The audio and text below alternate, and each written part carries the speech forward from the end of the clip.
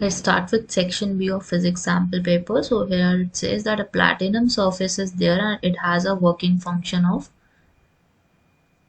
5.63 electronvolt. अब यहाँ पे हमें वर्क फंक्शन दिया हुआ है. वर्क फंक्शन को हम कैसे डिफाइन करते हैं? फाई से. Now they are saying it is eliminated by monochromatic source. कितना है मोनोक्रोमैटिक सोर्स का value?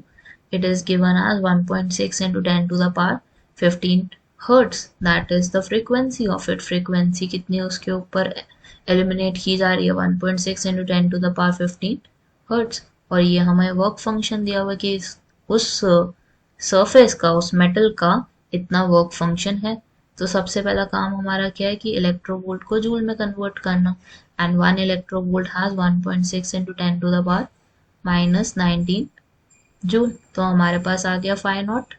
Phi not is there, frequency is there. अब हमें निकालना क्या है यहाँ पे? I need to find the minimum wavelength associated with the ejected electron.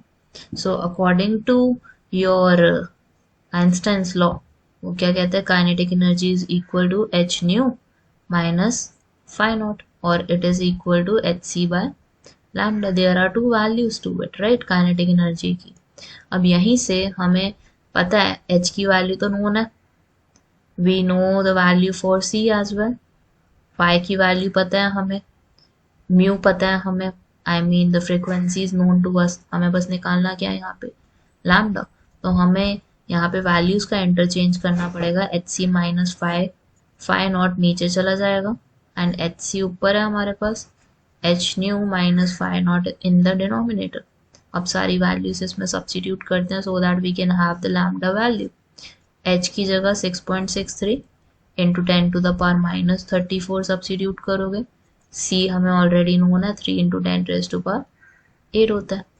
h की वैल्यू क्या सब्स्टिट्यूट करोगे? 6.63 into 10 to the power -34. Frequency in this case is this value which is 1.6 into 10 to the power 15 is there minus phi naught. Phi naught की value कितनी है हमारी?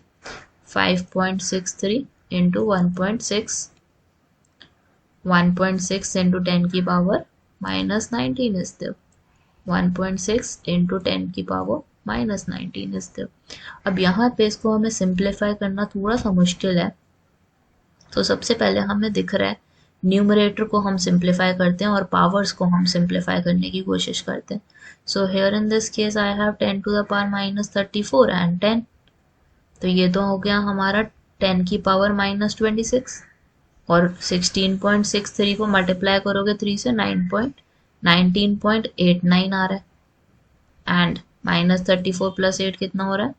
-26. Division में यहाँ पे कुछ कॉमन ले सकते हैं, बिल्कुल ले सकते हैं. 1.6 इंटू 10 की पावर -19 कॉमन लो, क्योंकि ये देखो -34 और +15 भी 10 की पावर -19 बनेगा.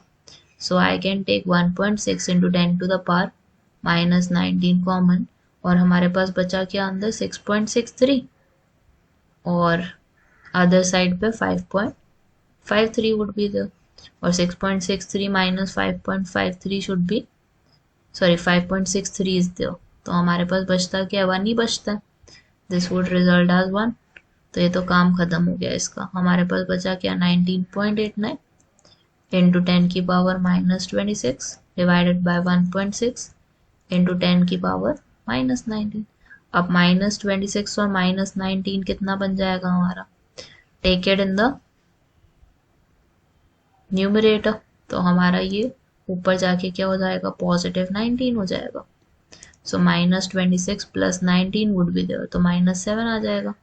और 19.89 को 1.6 से डिवाइड करके देखो, यू वुड गेट 12.4, और 10 की पावर कितनी आ गई है? -7. That to in the meter. So this is lambda. Minimum wavelength कितनी रिक्वायर्ड है इस केस में? 12.4 into 10 to the power -7 metre.